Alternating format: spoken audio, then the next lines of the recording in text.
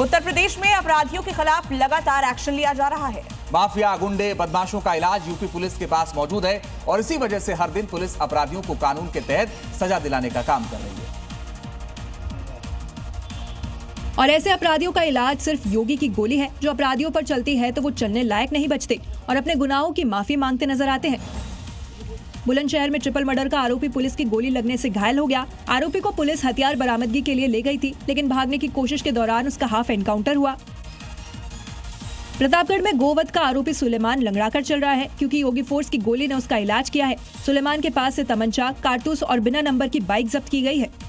और अगली खबर राजस्थान के सवाई माधोपुर से, जहां रणथंभौर टाइगर रिजर्व में उस वक्त पर्यटकों की सांसें अटक गई जब उनकी सफारी गाड़ियों के बगल में दो बाघ एक दूसरे से भिड़ गए और उनकी गुर्राहट सुन यात्री वहां सहम गए।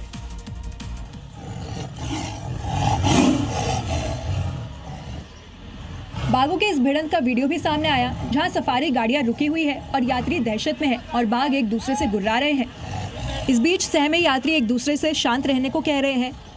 चुप बिल्कुल। इस बीच अचानक एक बाघ भागते हुए रास्ता पार करता है तो दूसरा बाघ भी उसे घुराते हुए उसके पीछे जाता है और उसे घेर लेता है। इस दौरान बाघों की दहाड़ सुनकर सैलानियों में रोमांच और दहशत का माहौल बन गया। आइए अब आपको दिखाते हैं देश की राजधानी दिल्ली से जुड़ी 5 बड़ी खबरें। महिला आरक्षण को लेकर दिल्ली में सियासत तेज। महिला कांग्रेस ने अलका लांबा के नेतृत्व में विधानसभा घेराव का ऐलान किया। इसी मुद्दे पर दिल्ली विधानसभा का 1 दिवसीय विशेष सत्र बुलाया गया। महिला आरक्षण के मुद्दे पर होगी चर्चा।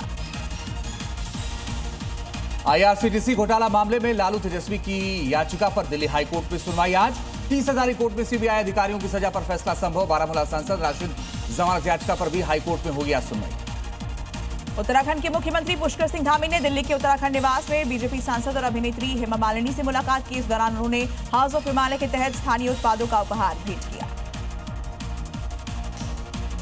दिल्ली के पहाड़गंज इलाके की चूना मंडी में एक इमारत की तीसरी मंजिल पर आग लगने से हड़कंप मच गया। घनी आबादी के चलते रेस्क्यू ऑपरेशन में परेशानी आई। कड़ी मशक्कत के बाद फिलहाल आग पर काबू पाया गया। किसी के हताहत होने की कोई सूचना नहीं है।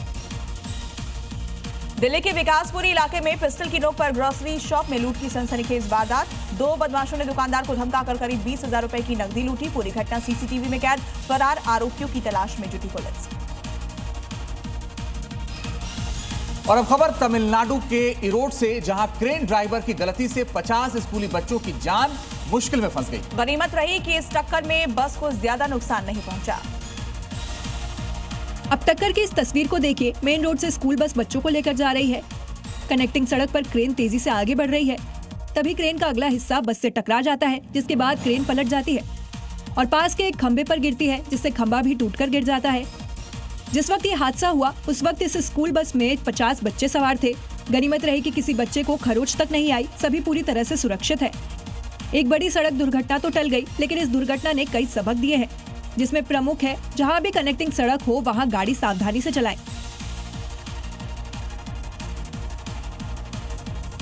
और अब खबर बिहार के सारण से, जहां प्रेम प्रसंग को लेकर एक युवती मोबाइल टावर पर चढ़ गई, जिसके बाद घंटों तक हाई वोल्टेज ड्रामा चलता रहा। पुलिस ने मौके पर पहुंचकर समझा बुझाकर उसे सुरक्षित नीचे उतारा।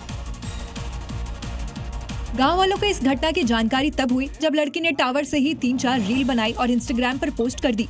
रील में लड़की अपने बॉयफ्रेंड अजय मांझी से शादी की इच्छा जता रही है और कह रही है कि उसके परिवार वाले नहीं मान रहे। लड़की अजय से शादी नहीं होने पर टावर से कूदकर जान देने की धमकी भी दे रही है। इस रील को 6 घंटे के अंदर से 10,000 से ज्यादा लोगों ने देख लिया, जिसके बाद टावर के पास लोगों की भीड़ जुटने लगी। चंद घंटों में हजारों लोग टावर के पास जुट गए। घटना की सूचना मिलते ही दाऊदपुर थाना पुलिस और फायर ब्रिगेड की टीम मौके पर पहुँच गयी। और अगली खबर है वाराणसी से, जहां मामूली टक्कर ने खौफनाक रूप ले लिया। जहां पुराने रंजिश के चलते युवक पर सरेआम ईंट पत्थरों से हमला कर उसकी हत्या कर दी गई। पुलिस ने 9 लोगों को इस पूरे मामले में नामजद किया है। वाराणसी में गाड़ी से हल्की टक्कर के बाद विवाद ने हिंसक रूप ले लिया, जिसके बाद 10 से 12 हमलावरों ने युवक पर ईंट पत्थरों से जानलेवा हमला कर दिया। अपनी फैक्ट्री से लौट रहे मनीष कुमार सिंह को घेरकर पहले गाड़ी में तोड़फोड़ की गई, फिर बेरहमी से पिटाई की गई, जिससे उनकी मौत हो गई। हमलावर दहशत फैलाते हुए मृतक के गले से सोने की चेन भी लूटकर फरार हो गए। पुलिस के मुताबिक पुरानी रंजिश इस घटना की वजह मानी जा रही है। लालचंद प्रजापति और आशीष राजभर समेत 9 आरोपियों पर FIR दर्ज की गई है।